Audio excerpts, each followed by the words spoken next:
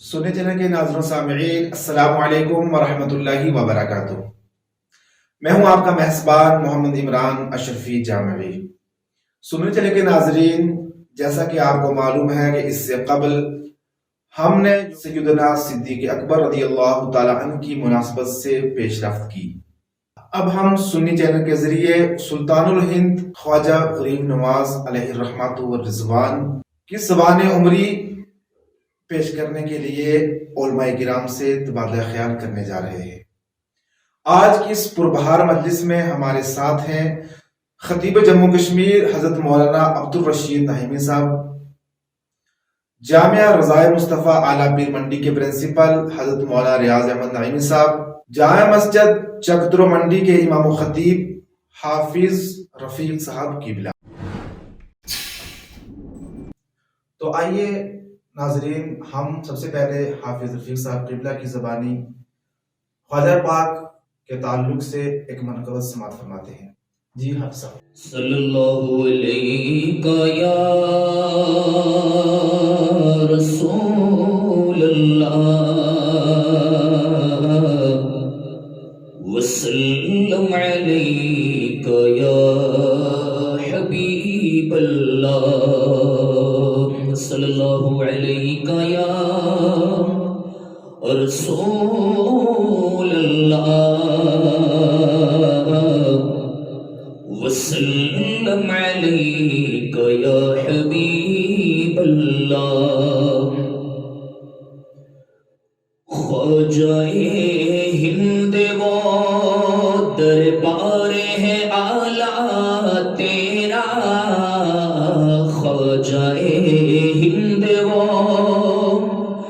دربار ہے اعلیٰ تیرا، خواجہ ہند وہ دربار ہے اعلیٰ تیرا،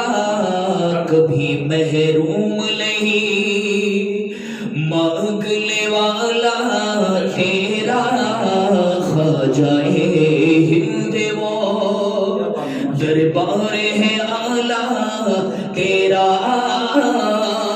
اور گلشن ہند ہے شاداب کلیجے ٹھنڈے، گلشن ہند ہے شاداب کلیجے ٹھنڈے،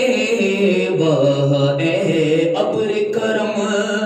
روز برسنا تیرا، وہ اے ابر کرم روز برسنا تیرا، اور کیوں نہ بغداد میں جاری ہو تیرا چشمہ فیض، کیوں نہ بغداد میں جاری ہو تیرا چشمہ فیض، بحر بغدادی کی نہر ہے دریا تیرا، بحر بغدادی کی نہر ہے دریا تیرا۔ آپ نے سماعت کیا حافظ رفیق صاحب کی وجہ سے خواجہ پاک کی بارگاہ میں منقبت۔ تو آئیے ہم خواجہ پاک کی مختصر سماعتیں سنتے ہیں خطیب جموں کشمیر حضرت مولانا عبدالرشید نعیمی صاحب قبلہ کی زبان۔ جی حضرت۔ لک الحمد یا اللہ والصلاة والسلام علی رسول اللہ۔ حضرت خواجہ معین الدین اجمیری سنجری رضی اللہ تعالی عنہ 14 رجب المرجب 530 ہجری مطابق 25 اپریل 1139 عیسوی بروز ہفتہ سادات کا ایک مشہور خاندان، اس میں حضرت سید غیاث الدین رحمت اللہ تعالی علیہ جو تقوی و طہارت میں اپنی ایک بہت بڑی پہچان رکھتے تھے، ان کے گھر میں حضرت خواجہ صاحب کی ولادت ہوتی ہے۔ ماشاءاللہ، سبحان اللہ۔ ولادت سے پہلے خواب میں رسول اکرم صلی اللہ تعالی علیہ وسلم کی زیارت سے مشرف ہوتے ہیں حضرت سید غیاث الدین رحمۃ اللہ تعالی علیہ، اور ان کو رسول اکرم صلی اللہ علیہ وسلم خواب میں یہ بشارت دیتے ہیں کہ غیاث الدین آپ کے گھر میں ایک ایسا بیٹا آنے والا ہے جو میرے دین کی بہت بڑی خدمت کرے گا۔ تو حضرت سید غیاث الدین رحمۃ اللہ تعالی علیہ فرماتے ہیں کہ میں نے اس کے بعد شب و روز یہ دعا کرنا شروع کر دی کہ یا اللہ وہ بیٹا مجھے عطا فرما۔ تو خواجہ صاحب اس خواب کو لے کر جو ان کے والد ماجد نے بیان فرمایا، خواجہ صاحب مادر ذات ولی ہیں، اور ان کی اس دنیا میں ولادت سے پہلے ہی رسول اکرم صلی اللہ تعالی علیہ وسلم نے ان کے ولی ہونے اور ان کے دین کے بہت بڑے مبلغ ہونے کی بشارت جو ہے وہ ان کے والد صاحب کو عطا فرمائی۔ ولادت کے بعد 15 سال کی عمر میں حضرت خواجہ صاحب کے والد صاحب کا رضا الہی سے انتقال ہو جاتا ہے اور خواجہ صاحب یتیم ہو جاتے ہیں۔ والد صاحب ورثے میں ایک باغ اور ایک پان چکی چھوڑتے ہیں، تو خواجہ صاحب کسب حلال کے لیے، تلاش معاش کے لیے ایک دن اپنے باغ میں اپنے پیڑ پودوں کو پانی دے رہے تھے، تو وہاں سے ایک بزرگ جو اس وقت کے نہایت ہی مشہور بزرگ تھے اس دور کے، حضرت ابراہیم قندوزی رحمۃ اللہ تعالی علیہ، ان کا گزر ہوتا ہے، اور دونوں کی نظریں ایک دوسرے سے مقابل ہوتی ہیں، ملتی ہیں۔ تو حضرت خواجہ معین الدین اجمیری سنجری رضی اللہ تعالیٰ عنہ کو دیکھ کر حضرت ابراہیم قندوزی رحمۃ اللہ تعالیٰ علیہ یہ جان جاتے ہیں کہ یہ مادر ذات بنی ہے، اور خواجہ صاحب اپنی ولایت والی نظر سے حضرت ابراہیم قندوزی رحمۃ اللہ علیہ کو دیکھ کر یہ پہچان جاتے ہیں کہ یہ اس وقت کے بہت بڑے مجذوب عارف ہیں۔ تو حضرت خواجہ صاحب ان کو دعوت دیتے ہیں کہ آپ تشریف لائیں۔ وہ آتے ہیں اور ایک سایہ دار درخت کے نیچے ان کی نشست گاہ کا انتظام کیا جاتا ہے، اور خواجہ صاحب ان کو اپنے باغ سے کچھ انگور کے خوشے جو ہے وہ کھانے کی تناول کرنے کو دیتے ہیں۔ خواجہ صاحب انہیں پیش کرتے ہیں، وہ تناول کرتے ہیں، اور بعد میں حضرت ابراہیم قندوزی رحمۃ اللہ علیہ اپنے توشہ دان سے کوئی کھانے کی چیز نکالتے ہیں، وہ اس کو چبا کر کے خواجہ صاحب کو دے دیتے ہیں۔ خواجہ صاحب ایک بزرگ کا تبرک لینے کے بعد، کیونکہ وہ مادر ذات ولی تو تھے، توحید الہی اور عشق رسول کی جو ایک کیفیت تھی وہ ان کے دل کے نہاہانوں میں کہیں نہ کہیں بسی ہوئی تھی۔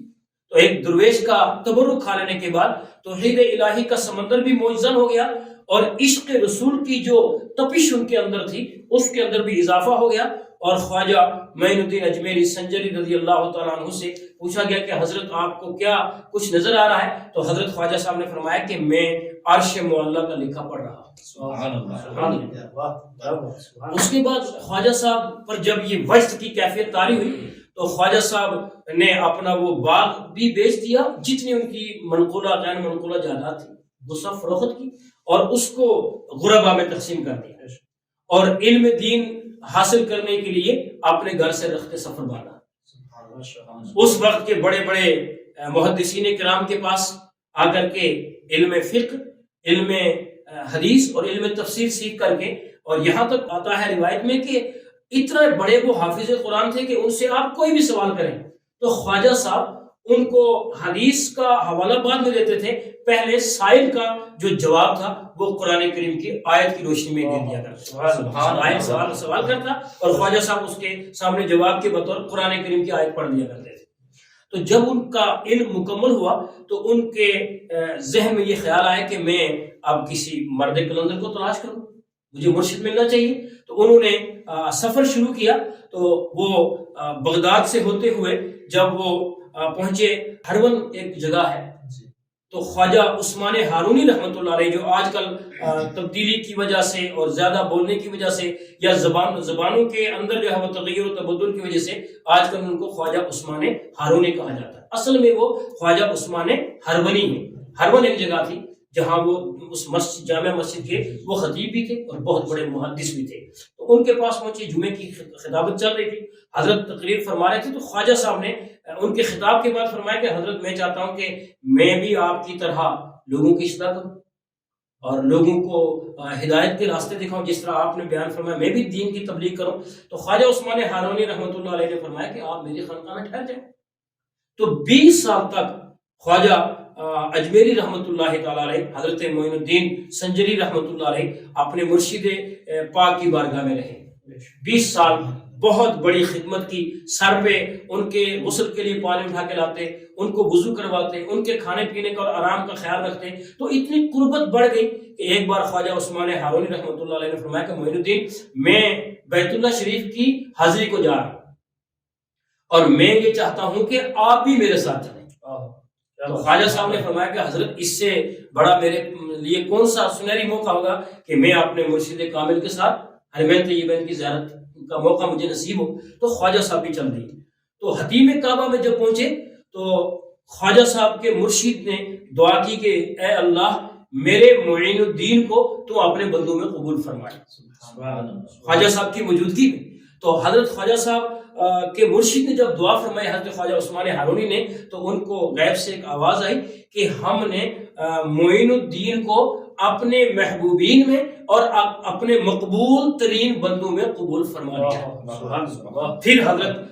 خواجہ عثمان ہارونی رحمۃ اللہ تعالی علیہ جو ہے وہ اپنے مرید برحق کو حضرت خواجہ معین الدین اجمیری سنجری رضی اللہ تعالی عنہ کو لے کر کے روضہ رسول اکرم صلی اللہ علیہ وسلم پر حاضری دیتے ہیں اور وہاں آ کر کے دعا کرتے ہیں کہ یا رسول اللہ میں معین الدین کو لایا ہوں، آپ انہیں قبول فرمائیں۔ تو اللہ کے رسول صلی اللہ علیہ وسلم کے روزے سے آواز آتی ہے کہ ہم نے تمہارے معین کو قبول بھی کیا اور ان کو غریب نواز بھی بنا دیا، ہم نے ان کو غریب نواز بنا دیا۔ تو وہاں سے ان کو پھر اجازت بھی ملی کہ آپ یہاں سے جائیں، اور ہندوستان کا علاقہ جو ہے وہ آپ کے لیے منتخب ہوا ہے۔ روضہ رسول اکرم صلی اللہ علیہ وسلم سے ندا ہے کہ آپ ہندوستان جائیں۔ تو گویا کہ خواجہ معین الدین اجمیری سنجری رضی اللہ تعالی عنہ اپنے مرشد کی طرف سے اور رسول اکرم صلی اللہ علیہ وسلم کی جانب سے بھی مشیت الہی کے مطابق جو ہے وہ ہندوستان میں دین کی تبلیغ کرنے کے لیے تشریف ہے۔ حضرت خواجہ معین الدین اجمیری سنجری رضی اللہ تعالی عنہ نے اپنی ساری زندگی علم دین کی خدمت کی اور غریبوں کی خدمت کی، اور آج تک ہم یہ دیکھتے ہیں کہ حضرت خواجہ صاحب کی دربار اقدس پر جو بھی جاتا ہے، چاہے وہ کتنا بڑا غریب کیوں نہ ہو، کسی طرح کا اس کی جو بھی ضرورت کیوں نہ ہو، تو جب رسول اکرم صلی اللہ علیہ وسلم نے ارشاد فرمایا کہ ہم نے آپ کو غریب نواز بنایا، تو اب ان کے دروازے سے کوئی بھی غریب جو ہے وہ خالی واپس نہیں لوٹتا ہے، بلکہ بڑے بڑے روسا اور وقت کے بڑے بڑے عمرا حضرت سیدنا خواجہ معین الدین اجمیری سنجری رضی اللہ تعالیٰ عنہ کے دربار میں غریب ہی بن کر جاتے ہیں، ضرورت مند بن کے جاتے ہیں، اپنے خالی دامنوں کو لے کر جاتے ہیں، اور پھر فیضان خواجہ اجمیری سے کے دربار سے جو ہے وہ اپنے گوہر مراد کو بھر کرنا ہے۔ ناظرین آپ سماعت کر رہے تھے خواجہ پاک کی مختصر سمجھ آیا، تو آئیے ہم اپنے دوسرے مہمان کی بارگاہ میں چلتے ہیں اور ان کی زبانی سماعت کرتے ہیں کہ خواجہ پاک سے قبل ہندوستان کی صورتحال کیا تھی۔ جناب مولانا ریاض الدین صاحب، لک الحمد یا اللہ والصلاة والسلام علی رسول اللہ، اما بعد فاعوذ باللہ من الشیطان الرجیم، بسم اللہ الرحمن الرحیم۔ ان اللہ تعالی قال من عاد لی ولیا فقد آذنتہ بالحرب۔ سیدنا خواجہ معین الدین چشتی اجمیری سنجری رحمۃ اللہ تعالی علیہ کے ہندوستان میں آنے سے پہلے جو ہند کے حالات تھے، کروڑوں دیوتاؤں کی پرستش کی جاتی تھی، حتیٰ کہ بجلی، پانی اور جو بھی اس وقت جس کو طاقتور چیز جو میسر آتی اس کے سامنے وہ سجدہ ریز ہو جاتا تھا اور اپنا اس کو دیوتا مان لیتا تھا، اور انسانیت 4 مختلف طبقوں میں تقسیم ہو چکی تھی، اور اس وقت برہمن اور چھتری، ویش، شودر، یہ جو قومیں تھیں، ایک گھاٹ سے دوسری قوم جو ہے پانی نہیں پی سکتی تھی۔ اس قدر حالات سنگین تھے اور انسانیت کا کوئی نام و نشان نہیں تھا۔ اس وقت سیدنا خواجہ اجمیری رحمۃ اللہ تعالی علیہ ہند کی اس سرزمین پر تشریف لائے جہاں اسلام کا نام لینے والا کوئی موجود نہیں تھا، اور یہاں پر تاریخ سے ہمیں ایک بات یہ ضرور ملتی ہے کہ جو حالات اس وقت تھے اس حالات میں راجاؤں کا دور دورہ تھا، اور بالخصوص پرتھوی راج اس کا چاروں طرف ہندوستان میں بول بالا تھا اور چرچا تھا، اور اس کے ماتحت جتنے بھی راجواڑے تھے وہ بھی اپنی حیثیت سے وہ کام کر رہے تھے، لیکن ماتحت اسی راجا کے تھے۔ سیدنا خواجہ اجمیری رحمۃ اللہ تعالی علیہ کے آنے سے قبل یعنی 12 سال پہلے راجا کو یہ خبر دی کہ ایک اللہ کا بندہ اور ایک بزرگ آئے گا، اور اس کی شکل بھی بتا دی، اور اس راجا نے اس شکل کو چھپوا کر اپنے کارندوں کو بھیج دیا بارڈر پر کہ اس شکل کا بزرگ اگر آپ کو کہیں ملے تو اس کو قتل کر دینا، اور یہ اس کو اس کی ماں نے بتا دیا تھا، اور راجا نے فوجوں کو چاروں طرف چوک و چابند کر دیا، اور چاروں طرف وہ فوج پھیل گئی اس کی، اور سخت پہرا دیا۔ اور اسی اسنا میں محمود غزنوی رحمۃ اللہ تعالی، اس وقت شہاب الدین غوری رحمۃ اللہ تعالی علیہ کو شکست ہوئی تھی اسی راجا سے، اور شکست ہونے کے بعد سیدنا خواجہ اجمیری رحمۃ اللہ تعالی علیہ کا جو سفر تھا، کیونکہ وہ پنجاب سے ہوتے ہوئے دریائے راوی کی جانب سے آپ بڑھ رہے تھے ہندوستان کی طرف، راستے میں شہاب الدین غوری رحمۃ اللہ تعالی علیہ کی فوج ملی، اور انہوں نے کہا کہ ہندوستان کے حالات ٹھیک نہیں ہیں، آپ ہندوستان نہ جائیں اور آپ ادھر ہی قیام کریں، ہمارے پاس واپس چلیں۔ تو سیدنا خواجہ اجمیری رحمۃ اللہ تعالی علیہ بہت ایک بہترین پیغام دیا،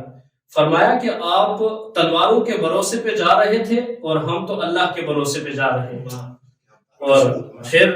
اسی طریقے سے جب خواجہ اجمیری رحمۃ اللہ علیہ دہلی پہنچے تو دہلی کے حالات وہی تھے، لوگ ہر طرح کی خباثت میں، اور ہر جس کسی کا بھی جو بھی طاقتور چیز جو ملتی اس کے سامنے سجدہ ریز ہو جاتا تھا، انسانیت کا کوئی نام و نشان نہیں تھا، ایک بھائی دوسرے بھائی کے گریبان کو جانکے ہوئے تھا۔ اور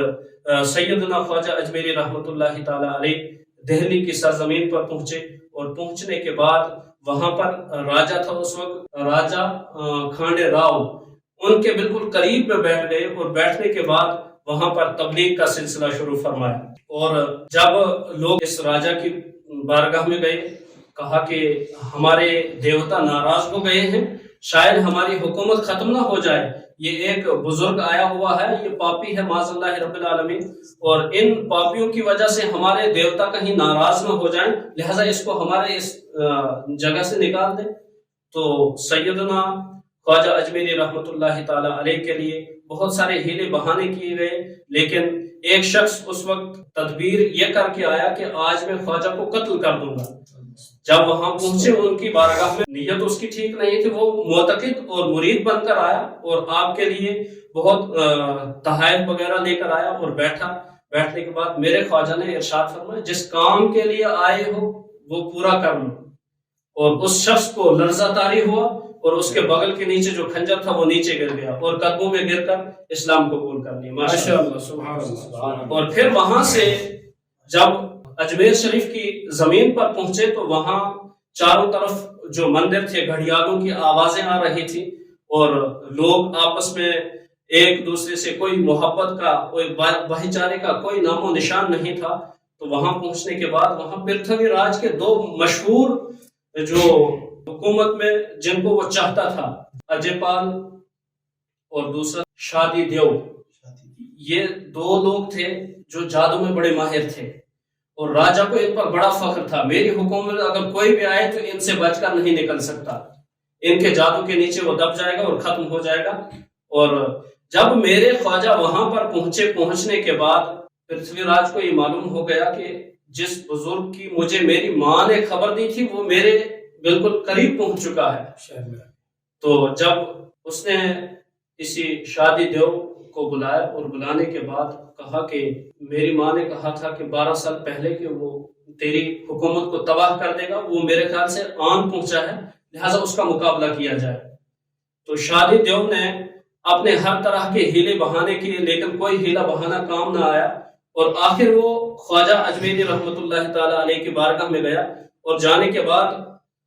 گیا وہ اس ارادے سے کہ اس کو ختم کر دیا جائے، قتل کر دیا جائے، لیکن جب وہاں پہنچا تو سیدنا خواجہ اجمیری رحمۃ اللہ علیہ کی جلال کی ایک جھلک جب اس کے اوپر پڑی،